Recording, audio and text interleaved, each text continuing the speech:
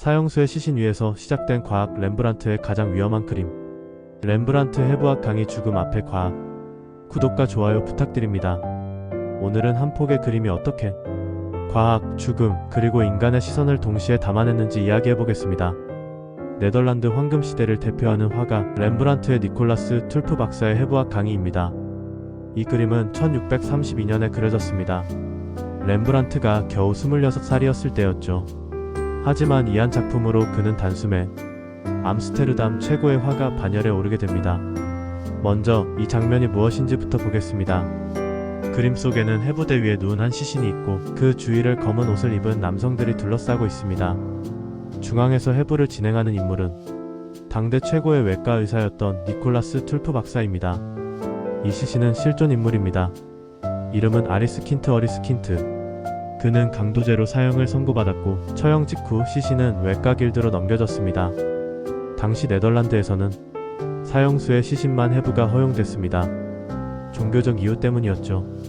일반 시민의 시신을 해부하는 것은 신의 질서를 거스르는 행위로 여겨졌습니다.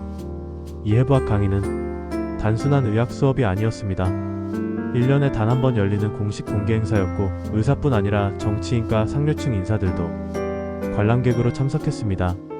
말 그대로 죽음이 전시되는 무대였던 셈입니다. 하지만 렘브란트는 이 장면을 잔혹하게 그리지 않습니다. 피는 거의 보이지 않고 시신의 얼굴도 놀라울 정도로 평온합니다. 그 이유는 분명합니다. 이 그림의 주제는 죽음이 아니라 죽음을 바라보는 인간의 태도이기 때문입니다.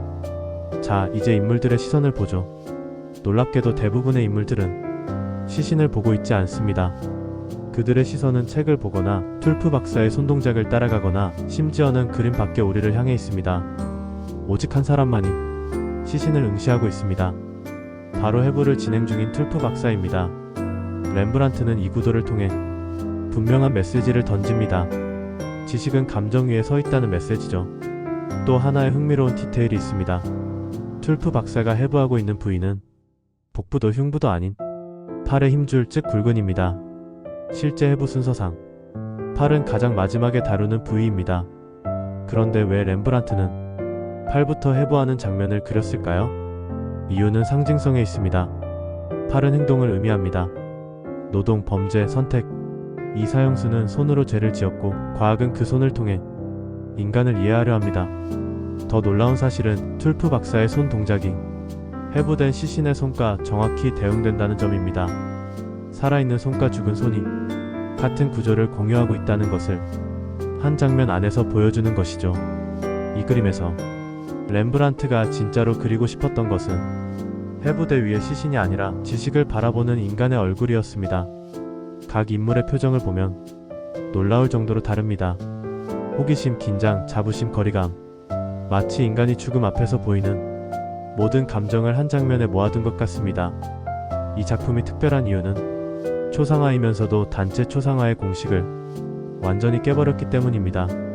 당시 단체 초상화는 모든 인물을 똑같이 잘 보이게 그리는 것이 관례였습니다. 하지만 렘브란트는 빛과 그림자를 이용해 중심과 주변을 명확히 나눕니다. 이 선택은 위험한 도박이었지만 결과적으로 렘브란트는 기록 화가가 아닌 사유하는 화가로 평가받게 됩니다. 그리고 이 그림은 지금까지도 질문을 던집니다. 과학은 어디까지 인간을 이해할 수 있는가? 죽음 앞에서 우리는 관찰자인가 참여자인가?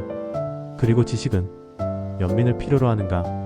렘브란트는 이 질문들의 답을 주지 않습니다. 대신 우리를 그 해부학 강의실 안으로 초대할 뿐입니다. 렘브란트는 처음부터 비극적인 화가는 아니었습니다. 그의 젊은 시절은 오히려 네덜란드에서 가장 성공한 화가 중 한 명이었죠. 20대 중반 그는 이미 암스테르담 최고의 초상화가였습니다. 부유한 시민, 상인, 의사, 정치인들이 렘브란트에게만 그림을 맡기고 싶다고 줄을 섰습니다. 그 이유는 단 하나였습니다. 렘브란트의 그림은 사람을 미워하지 않았기 때문입니다. 주름은 주름대로, 피로는 피로대로, 눈빛 속 욕망과 불안까지 그대로 담았습니다. 사람들은 자신을 아름답게 그려주는 화가보다 자신을 진짜 사람으로 만들어주는 화가를 원했던 겁니다.